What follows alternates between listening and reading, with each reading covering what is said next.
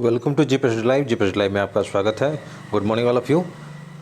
2 साल में खुल गया 1.25 लाख प्री प्राइमरी स्कूल और नई राष्ट्रीय शिक्षा नीति की सिफारिश का अब सभी राज्यों में तेज़ी से अमल दिखने को लगा है। 2 साल में भीतर में देश में 1.25 लाख से ज़्यादा प्री प्राइमरी या बाल वाटिका जो है स्कूल वो खुल चुका है।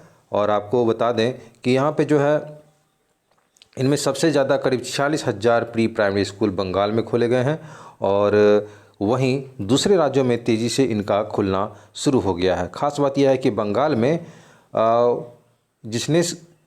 बंगाल राज्य में जो है जिसने गुरुवार को एनईपी से हटकर अपनी अलग शिक्षा नीति लाने की दिशा में कदम बढ़ाया है। तो देख सकते हैं कि बंगाल अपना एनईपी नेशनल एजुकेशन प्रोग्राम जो है वो अलग से शिक्षा नीति लाने की दिशा में कदम बढ़ाया है।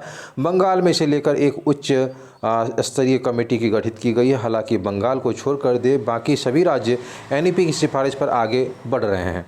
बंगाल में सबसे ज़्यादा 46,000 खुले हैं प्री प्राइमरी स्कूल। एनईपी आने के बाद 1.19 लाख से ज़्यादा प्री प्राइमरी स्कूल खोले गए हैं। एनईपी में तेज़ी से अमल को लेकर यह रिपोर्ट हाल ही में संसद में पूछे गए एक सवाल में जवाब में शिक्षा मंत्रालय ने पेश किया। इसमें बताया गया कि एनईपी आने के बाद देश में 1.19 लाख से ज़्यादा प्री प्राइमरी स्कूल खोले जा चुके हैं। जल्दी स्कूलों में खोलने की योजना है। इसके तहत सभी 36 राज्यों और केंद्र शासित प्रदेशों में इन स्कूलों का खुलना शुरू हो गया है। उत्तर प्रदेश में अब तक 1375, बिहार में 149, झारखंड में 14,452, जम्मू कश्मीर में 11,404 और पंजाब में 5,000 और राजस्थान में 473 प्री प्राइमरी स्कूल खुल चुके हैं। गौरतलब है कि इन प्राइमरी स्कूलों में पीएम पोषण स्कीम के तहत बच्चों को भोजन भी उपलब्ध कराया जाता है। तो एक बहुत अच्छी पहल मिडिल स्कूलों में लागू होगी स्मार्ट क्लास स्कीम और बिहार के सभी 30,300 मिडिल स्कूलों में स्मार्ट क्लास स्कीम लागू होगी।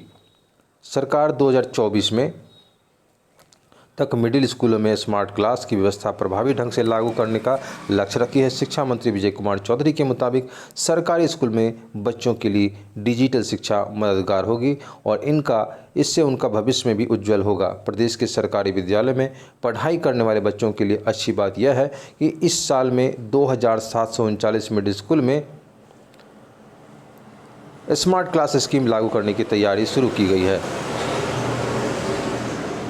और आपको बता दें कि सब कुछ योजनाबद्ध तरीके से हुआ है और गर्मी की छुट्टी के बाद मिडिल स्कूल में छात्र छात्रों को स्मार्ट क्लास की सुविधा मिलनी शुरू हो जाएगी और इस स्कीम को प्रभावी ढंग से लागू करने के लिए पैसे की कमी नहीं आई जाएगी। और साथ ही आपको बता दें कि स्मार्ट क्लास के लिए 657 करोड़ 60 लाख रुपए की केंद्रीय मदद मिल रही है। इससे प्रत्येक स्मार्ट क्लास का निर्माण 2,40,000 रुपये खर्च किए जाएंगे। नई राष्ट्रीय शिक्षा नीति के तहत सरकार जो है बिहार को चयनित मिडिल स्कूल की राशि मंजूरी दे दी है और स्कीम केंद्र सरकार की बुनियादी साक्षरता एवं अंक विज्ञान से जुड़ा हुआ है। तो कह सकते हैं कि यहाँ पर शिक्षा विभाग जो है के मुताबिक एनआईसी की मदद से मिडिल स्कूलों में स्मार्ट क्लास की तैयारी की जाएगी। 42 इंच एलईडी स्क्रीन लगेगी और सीडी प्लेयर बैकअप के लिए एक यूपीएस लगाया दिया जाएगा और स्मार्ट क्लास संचालित होंगे। निर्बाध रूप से बिजली आपूर्ति रहे इसके लिए इन्वर्टर भी उपलब्ध रहेंगे और उपकरण भी दिए जाएंगे। क्लास के जरिए साइंस और मैथ बच्चों को फिल्म प्रदर्शन के माध्यम से पढ़ाने और समझाने का प्रयास किया जाएगा। बड़े स्क्रीन का साइंस के आइटम को दिखाकर बच्चे उसके संबंध में सवाल किए जाकर उनके उत्तर भी दिए जाएंगे। गणित समझाने के लिए भी मिडिल स्कूल में बच्चों को साधारण विधियों से माध्यम से सवाल हल करने के लिए सिखाया जाएगा। बता दें वहीं पर नटसेल में कि 657 करोड़ 60 लाख रुपए की केंद्रीय मदद की स्कीम प्रभावी ढंग से लागू। 2,739 मिडिल स्कूल में स्मार्ट क्लास की शुरुआत और 2,40,000 रुपये की खर्च की मंजूरी प्रत्येक स्मार्ट क्लास पर देय होगा।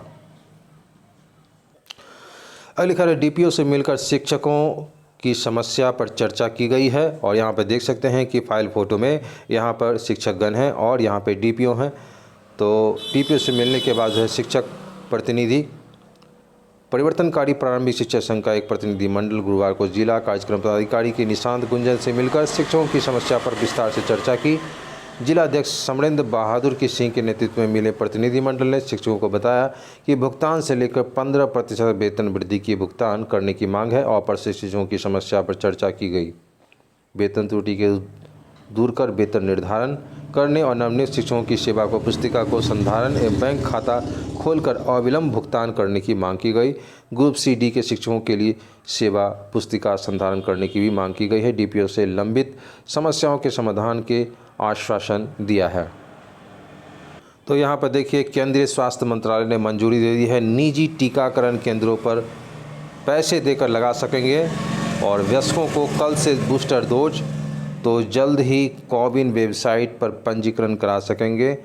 96% आबादी कम से कम टीका लगा और 15 वर्ष 83 आबादी दोनों खुराक ले चुकी हैं और 12 से 14 वर्ष के 45% किशोरों ने पहला टीका ले लिया है। और आपको बता दें यहाँ पर कि केंद्र सरकार ने 10 अप्रैल से निजी केंद्रों पर 18 वर्ष से अधिक उम्र वाले सभी लोगों को कोरोना टीके की एहतियात खुराक यानी बूस्टर डोज लेने का फैसला किया है। महीने हो गए और इसके लिए पात्र जिन्होंने दूसरी खुराक लगाकर 9 महीने से हो गए हैं वे इसके लिए पात्र होंगे। और सरकारी सूत्रों में कहा जाए तो जल्द ही कोविन वेबसाइट पर इसकी बुकिंग स्लॉट भी शुरू की जाएगी। तो केंद्रीय स्वास्थ्य मंत्रालय ने शुक्रवार को कहा कि सरकारी टीकाकरण केंद्रों पर निःशुल्क प्राइमरी कोरोना टीकाकरण कार्यक्रम 60 से अधिक आयु के लोगों और स्वास्थ्य कार्यकर्ताओं अग्रिम पंक्ति के कार्यकर्ताओं के लिए एहतियात खुराक देने के लिए कार्यक्रम जारी रहेगा। कोरोना केस बढ़ने पर 5 राज्यों को पत्र लिखा गया है। दिल्ली, हरियाणा, महाराष्ट्र, केरल और मिजोरम में कोरोना केस अचानक बढ़ने लगे हैं। इसे देखते हुए केंद्रीय स्वास्थ्य मंत्रालय ने इन राज्यों को पत्र लिखकर चेताया कि केंद्रीय स्वास्थ्य सचिव राजेश भूषण ने कड़ी निगरानी रखने को कहा है। तो मिलते हैं अगले वीडियो में किसी खास शिक्षा संबंधी न्यूज लेकर के। तब तक के लिए धन्यवाद।